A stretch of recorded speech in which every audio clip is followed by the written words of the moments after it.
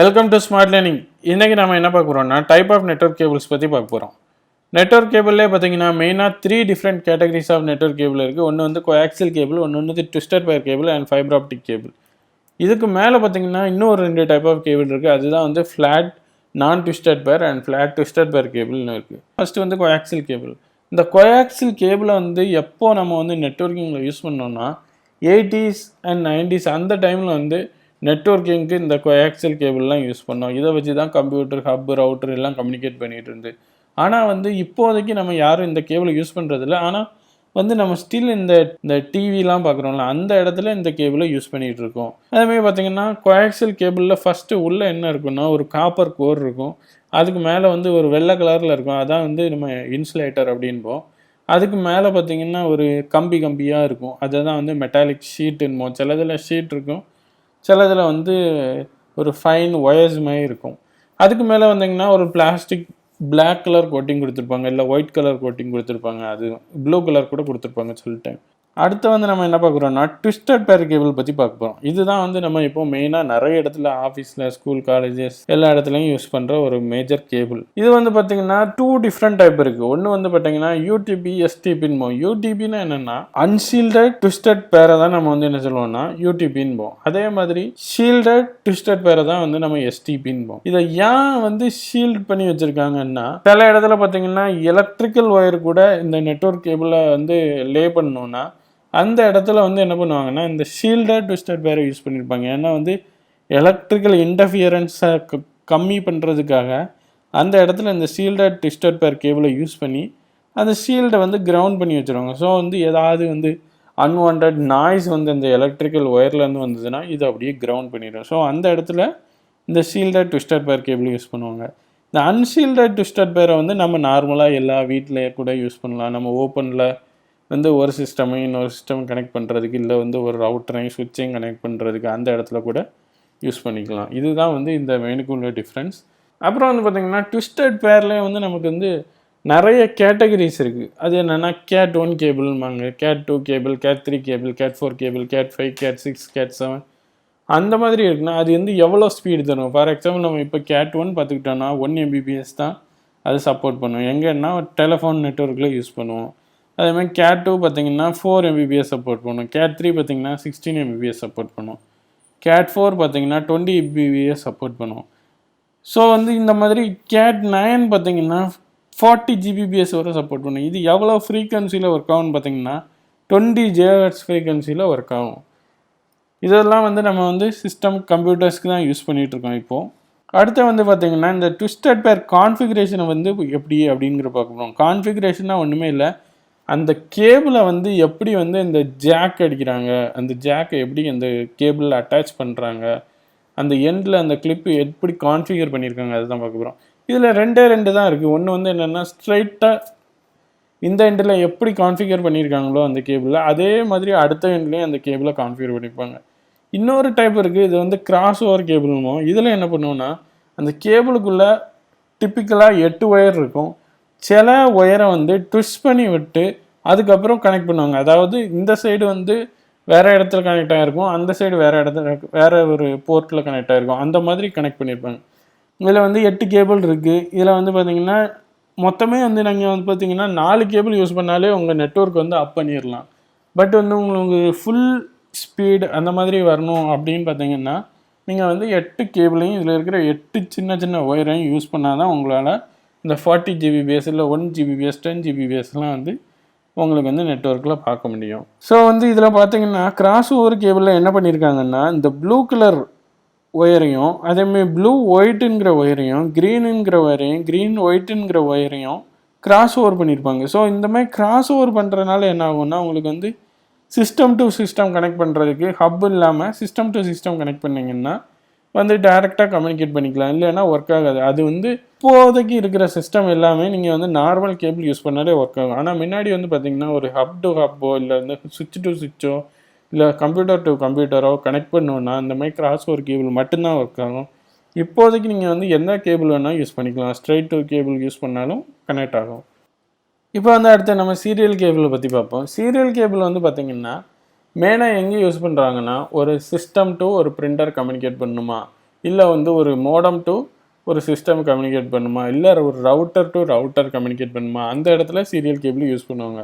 Serial கேபிளை பார்த்தீங்கன்னா எப்போவுமே சிஸ்டமில் கனெக்ட் ஆகிற சீரியல் கேபிளை வந்து டேட்டா டெர்மினல் எக்யூப்மெண்ட் அப்படின்னு சொல்லுவோம். அதே இது மோடம்லேயோ இல்லை பிரிண்டர்லேயோ கனெக்ட் ஆகும்னா டேட்டா சர்க்யூட் டெர்மினேட்டிங் எக்யூப்மெண்ட் அப்படின்போம்.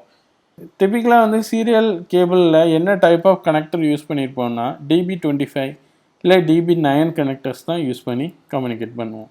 இந்த டைப் ஆஃப் கனெக்டர்ஸ்லாம் பார்த்தீங்கன்னா இதெல்லாம் வந்து எங்கே யூஸ் பண்ணுறாங்கன்னா ஒரு ரவுட்டரையும் கனெக்ட் பண்ணுறதுக்கு, இல்லை ஒரு ரவுட்டரையும் ஒரு சுவிட்சையும் கனெக்ட் பண்ணுறதுக்கு அந்த இடத்துல கூட யூஸ் பண்ணுவாங்க இந்த மாதிரி டைப் ஆஃப் கேபிளை. அடுத்து வந்து என் டிவைஸ் சீரியல் கேபிள். இதை வந்து நம்ம எங்கே யூஸ் பண்ணுவோம்னா ஒரு சிஸ்டமும் ஒரு ரவுட்டரையும் கனெக்ட் பண்ணுறதுக்கு, இல்லை ஒரு சிஸ்டமையும் மோடமையும் கனெக்ட் பண்ணுறதுக்கு, இல்லை ஒரு சிஸ்டமையும் பிரிண்டரையும் கனெக்ட் பண்ணுறதுக்கு இந்த டைப் ஆஃப் சீரியல் கேபிளை யூஸ்.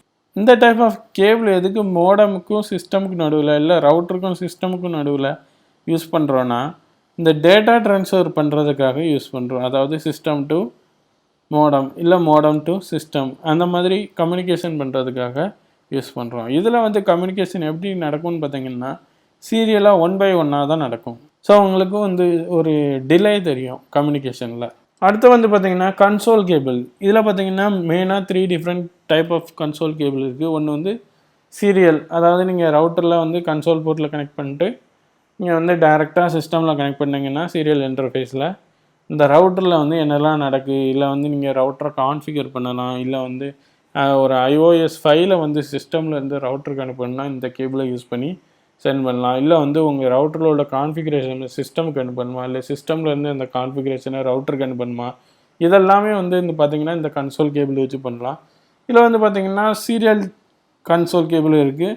அதேமாதிரி USB கன்சோல் கேபிள் இப்போது மார்க்கெட்டில் அவைலபிளாக இருக்குது. அப்புறம் வந்து பார்த்தோம்னா இந்த ரோலோவர் கேபிளை தான் நம்ம வந்து கன்சோலுக்கு யூஸ் பண்ணுறோம். என்னென்னா ஒரு எண்டு பார்த்திங்கன்னா டைரெக்டாக வந்து எல்லா இதுவுமே வந்து வரிசையாக கனெக்ட் ஆகிருக்கும். அதேமாதிரி அடுத்த எண்டில் பார்த்திங்கன்னா நேர ஆப்போசிட்டில் கனெக்ட் ஆகிருக்கும். இதை தான் நம்ம வந்து ரோலோவர் கேபிள் அப்படின்னு. அடுத்து வந்து பார்த்திங்கன்னா ஃபைபர் ஆப்டிக் கேபிள். இது வந்து மேஜராக நிறைய இடத்துல இப்போதைக்கு நிறைய வீட்டில எல்லாம் கூட யூஸ் பண்ண ஸ்டார்ட் பண்ணியாச்சு.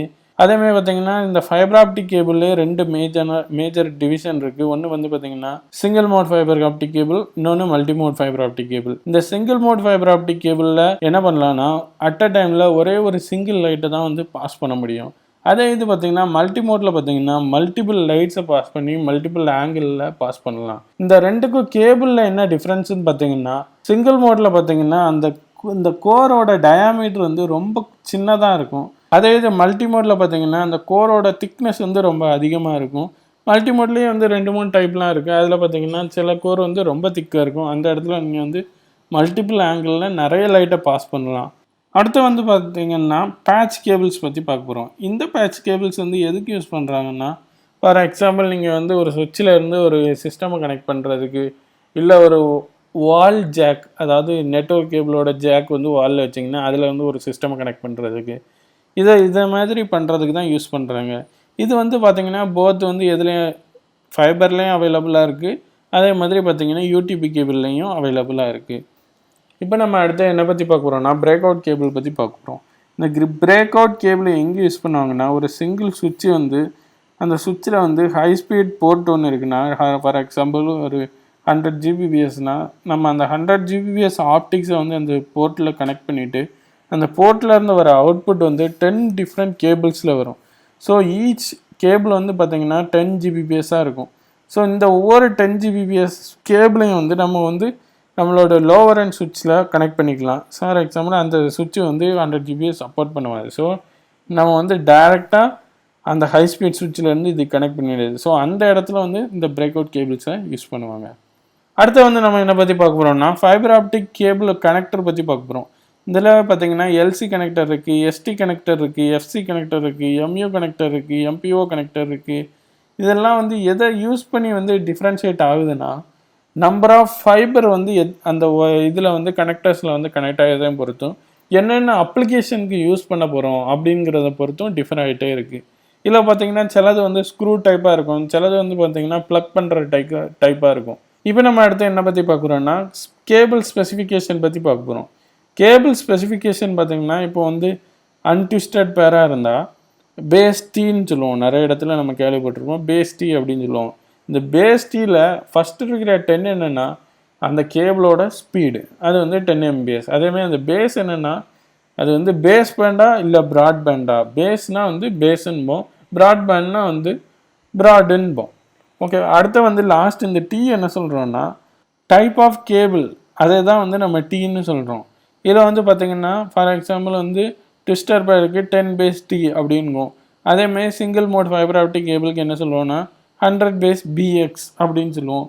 அதேமாதிரி மல்டி மோடுக்கு எஸ்எக்ஸ் அந்த மாதிரி சொல்லுவோம். ஸோ இதை பேஸ் பண்ணி அந்த லாஸ்ட்டில் இருக்கிற கேரக்டர் வந்து மாறும். தேங்க்ஸ் ஃபார் வாட்சிங் திஸ் வீடியோ.